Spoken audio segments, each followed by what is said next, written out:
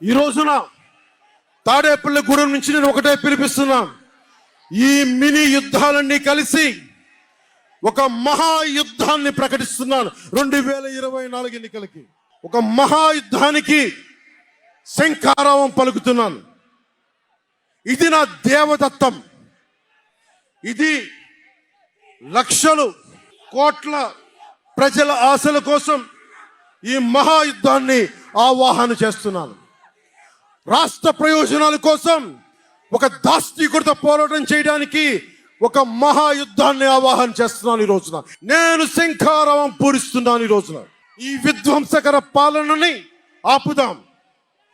ఈ వైసీపీ విధ్వంసకర పాలనని ఆపుదాం. ముందుకెళ్దాం, ముందుకు తీసుకెళ్దాం. వైసీపీ గడిల్ని బద్దలు కొడదాం. మీకు బంగారు భవిష్యత్తుని తెచ్చే బాధ్యత, శాంతి సుస్థిరత ఇచ్చే బాధ్యత తెలుగుదేశం పార్టీ, జనసేన తీసుకుంటుంది.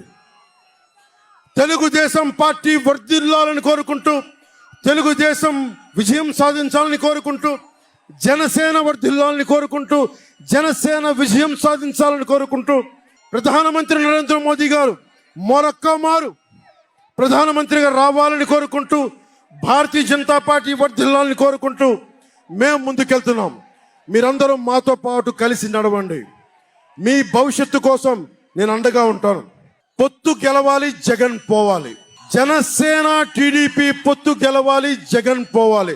వైసీపీ నేలమట్టం అవ్వాలి. ఒకటే గుర్తుపెట్టుకోండి. ఏం చెప్తాం? హలో ఏపీ చెప్తామా? Hello AP, hello AP, hello AP. మనం గెలుస్తున్నాం, ప్రభుత్వాన్ని స్థాపిస్తున్నాం.